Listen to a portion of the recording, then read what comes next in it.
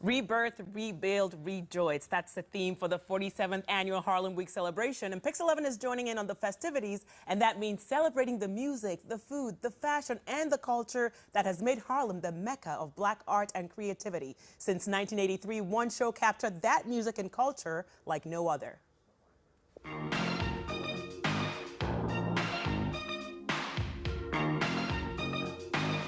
You've been working so hard this year. Yeah, I've been working really hard.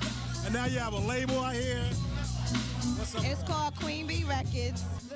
Well, Video Music Box was the first of its kind, the brainchild of New York's very own Mr. Ralph McDaniels, a.k.a. Uncle Ralph, who joins us this morning to share how you can help keep the Video Music Box collection alive. Good morning, Uncle Ralph! Good morning, OG. Good morning. I was like, Uncle Ralph is in the building. Good to see you again. Thanks for helping my street cred go up and up and up, because we met for the first time not that long ago because we were both part of Harlem Week's Harlem on My Mind one-on-one conversations. I don't know how I got in there, but thank you. So I got to learn so much about you, and we talked about what Harlem means to us. So can you share with us again your thoughts? Yeah, I mean, look, everything that, is starting, every trend that happens, it starts in Harlem. And, if I told you in the interview, I said, look, if I get a little stuck and I need to get my swagger up, I go back and just walk the streets of Harlem and you'll find out everything that's happening right this minute. All right, so let's talk about you, because you started out as an intern. So talk to us about starting a Video Music Box back in 1983. When you did this, did you even imagine it would have the impact that it did? No, to be honest with you, I just wanted to document what was going on in the streets of Harlem, in the streets of New York City, with the music and the culture and young people. Hip hop was very young at that time, 17-year-olds, 16-year-olds. We didn't have an opportunity to really do anything. And I'm a little bit older than that, but I said, let's give these kids an opportunity.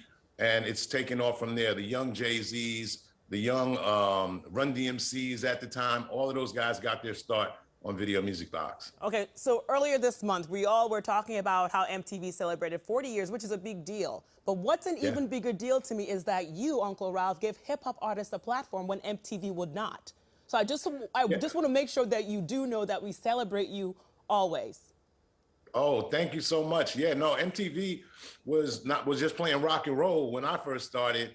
And, the artists that were trying to get an opportunity didn't have anywhere to go. And they all kind of showed up at my door and said, look, what can you do? And I said, let's just play it. And we started going out to the clubs. Some of the footage you see there that you guys have been playing, me out in the clubs, me in different locations, just showing these artists in their element, doing their thing. And that's how it all started. And Video Music Box has captured so many milestones in rap and hip hop. And you even knew about the first hip hop concert called the Fresh Fest. So I remember talking to you during the Harlem on My Mind thing about Summer of Soul and how we're getting to see it now. So give us a picture of who performed at Fresh Fest and where did it take place?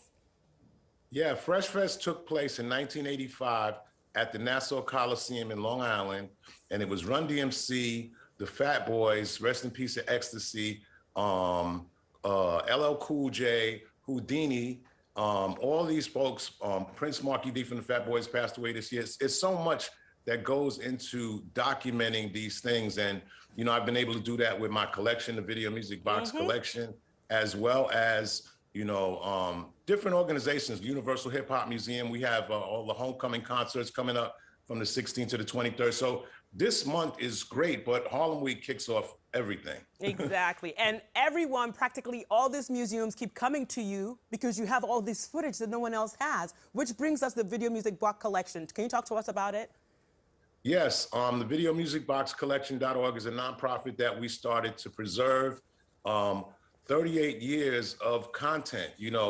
Over the years, we've lost so much content being that we didn't own it. We own the Video Music Box collection. We're able to preserve it and make sure that we're able to show great footage like what you're watching now, as well as give events. And we're partnering up next week with the Universal Hip Hop Museum to do the homecoming events, homecoming concerts with the city of New York. So KRS-One will be in the Bronx. He's on stage right there.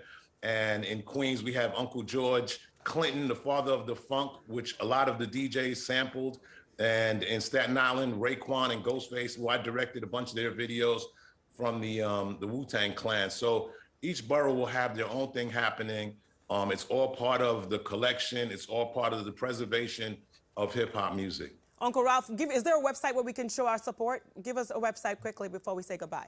Yes, please follow us, support us at videomusicboxcollection.org. We need your help. It's a big budget. It's a big thing to do this, and we're moving along, but we need your help. Videomusicboxcollection.org. Your town crier is here. I will scream out loud everywhere. Uncle Ralph, thank you so much for joining us this morning. And you can head on over to harlemweek.com to check out our one-on-one conversation, which is part of the Harlem on My Mind series. Thank you, Uncle Ralph. See you soon.